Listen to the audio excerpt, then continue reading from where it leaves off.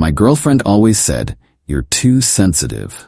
Learn to take a joke," when she insulted me publicly again and again. So I started joking back about her cooking, her driving, her career. When she got upset, I said, "Too sensitive.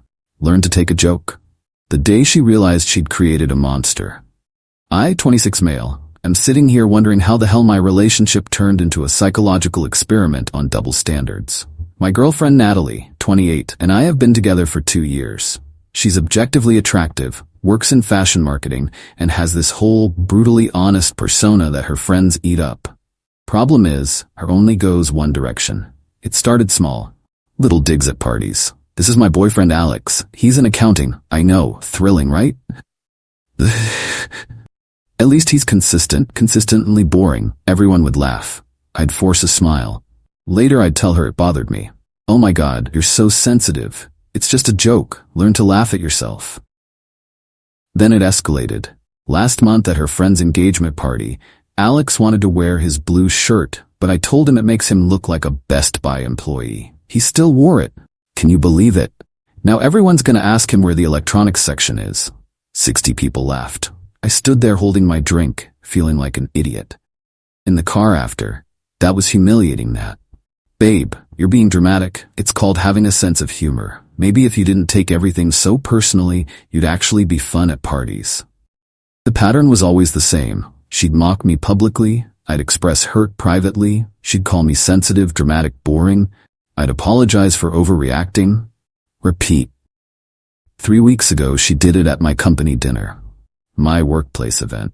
Alex is so cute, he practiced his presentation for 3 days. 3 days for a 5-minute quarterly report. I told him nobody cares about spreadsheets that much, but he insisted on being prepared. He even made note cards.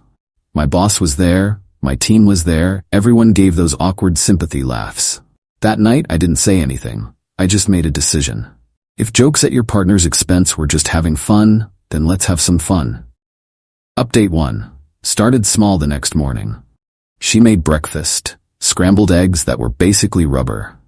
"Wow, babe, these eggs are interesting. Did you use them to practice your tennis serve first? I mean, they're so bouncy I could probably use them as stress balls at work." She froze. "That's mean." "It's just a joke, Nat. Don't be so sensitive." She glared but said nothing. That weekend, her friends came over for wine night. Natalie was telling them about her new campaign at work. "Oh yeah," I interjected. "Nat's Instagram campaign, the one where she spent 3 weeks choosing between 2 identical shades of beige? Revolutionary stuff. Really pushing boundaries in the beige community." Her friends looked uncomfortable. Natalie's face went red. "Alex, that's my job you're talking about. And accounting is mine. But that's never stopped you. Come on, babe, learn to laugh at yourself." The car ride incident was next week. She was driving us to dinner and nearly rear-ended someone while texting.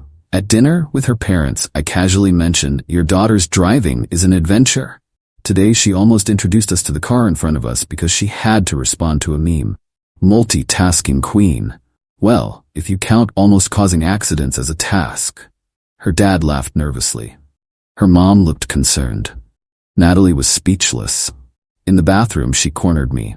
"What the hell is wrong with you?" "Nothing's wrong. I'm just being funny. You know, having a personality, being fun, all those things you say I should be." "This isn't funny, it's cruel." "Weird, because when you do it, it's hilarious." The realization started to dawn on her face. This is about the company dinner? This is about 2 years of being your punchline, Nat. She stormed back to the table. Dinner was awkward. Her parents kept trying to make conversation while we sat in icy silence. Update 2. Natalie tried to have a serious talk that night.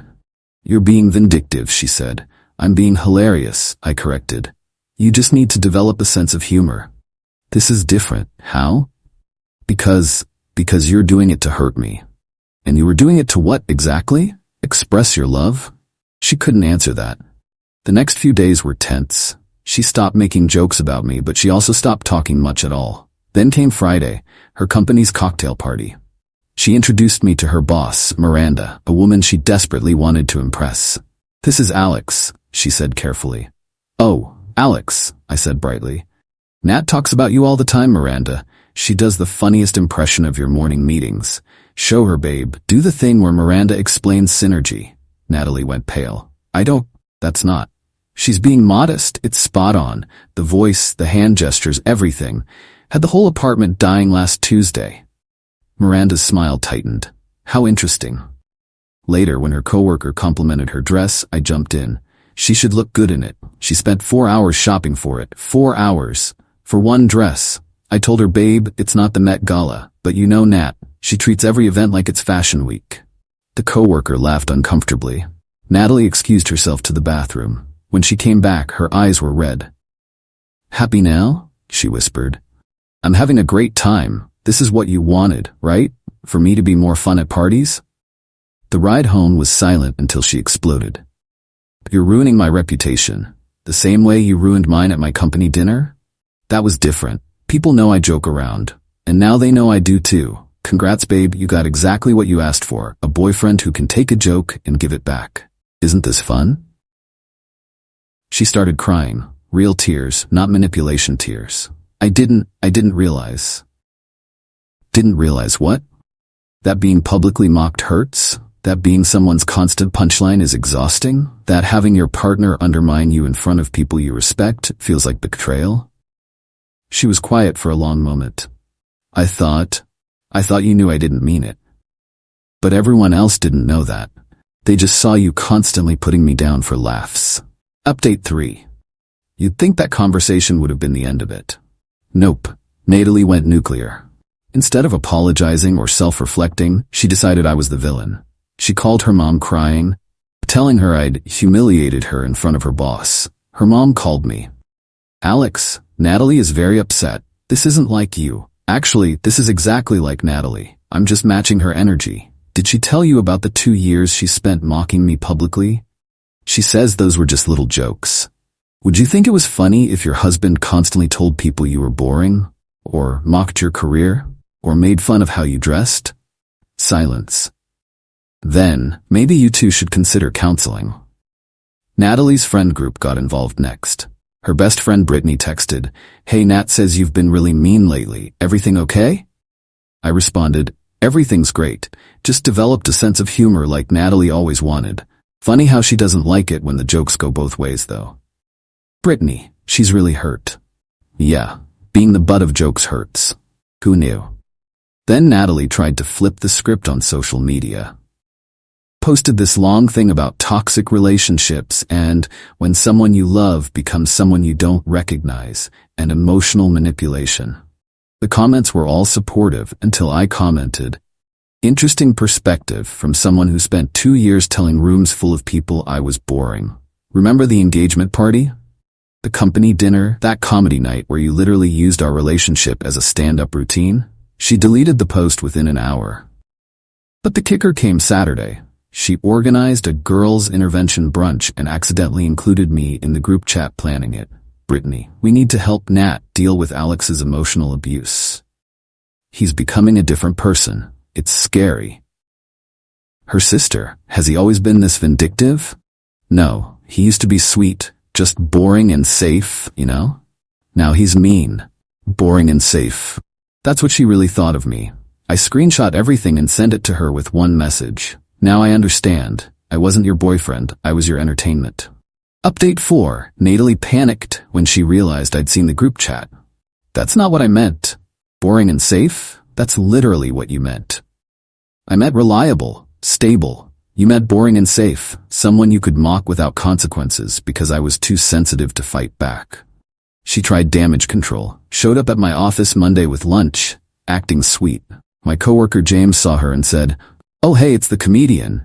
Alex told us about your tight five at the company dinner. Real funny stuff about his note cards." She turned red. I was just being hilarious, right?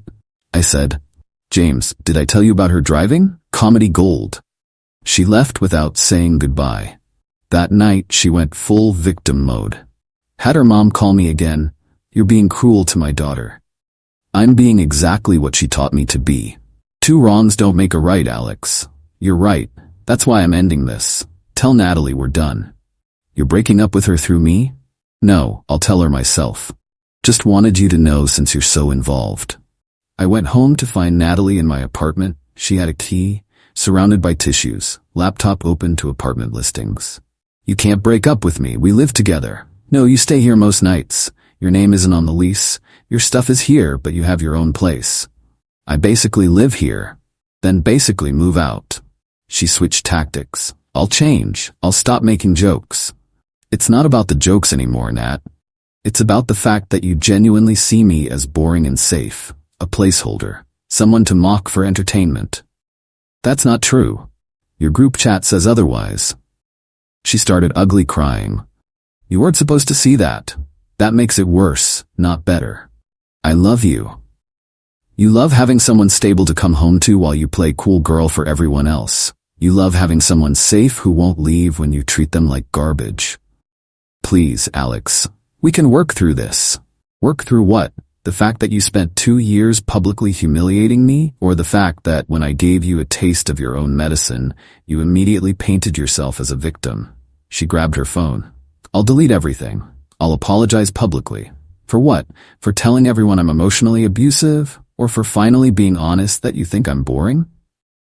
Final update. It's been 3 weeks since I ended things. The fallout has been educational. Natalie went through the stages.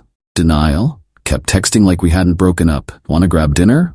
Miss you, this is silly, come over. Anger, you're a psychopath.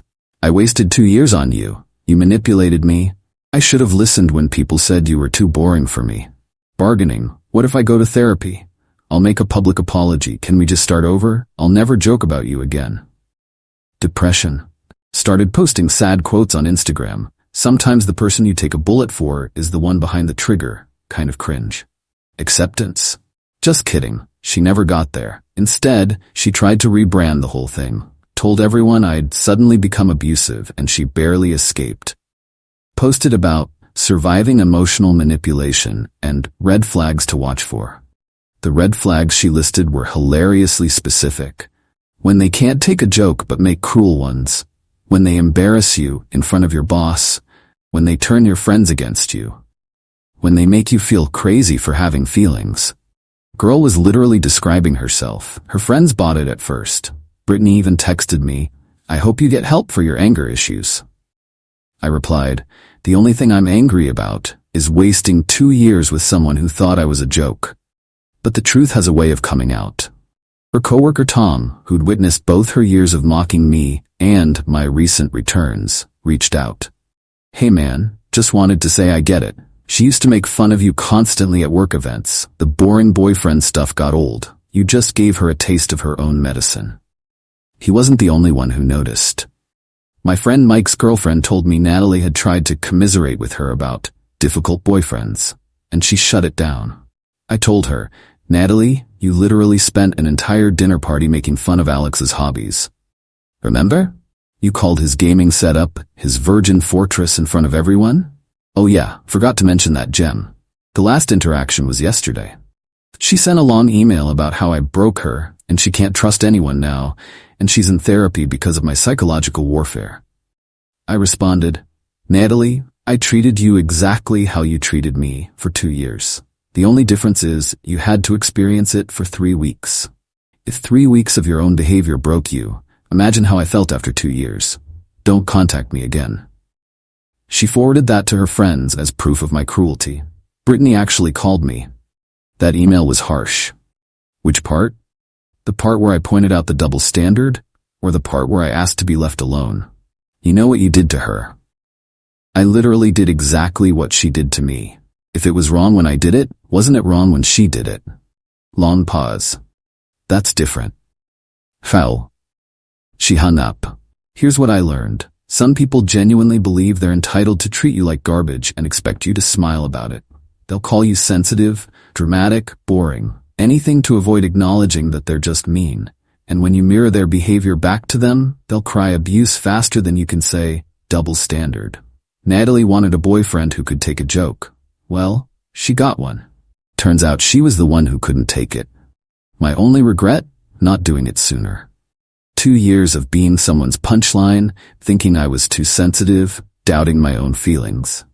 All because she convinced me that cruelty was comedy and boundaries were weakness. Now I'm dating someone new, Rachel, she thinks I'm funny without needing to mock me. Wild concept, right? She actually laughs with me, not at me. Last week at a party, someone asked how we met. Rachel said, dating app. His profile said he was an accountant who games and makes spreadsheets for fun. I thought, finally someone honest. Her friend laughed. Spreadsheets for fun? Rachel smiled. Right? How refreshingly weird. I love it. No punchline, no mock embarrassment, just actual affection for who I am. Natalie texted me from her friend's phone last night. Saw you with someone new. Guess you moved on quick for someone who claimed to love me. She looks boring too. Perfect match. I didn't respond, but Rachel saw it over my shoulder and said, is that the ex who thought making fun of you was a personality trait? Yeah. Sad. Imagine being so insecure you have to put down partner for laughs. Exactly. Oh, and the best part? Natalie's new boyfriend apparently broke up with her after 3 months because, wait for it, she kept making jokes about him in public and he couldn't take a joke. Sometimes karma doesn't need any help. It just needs time.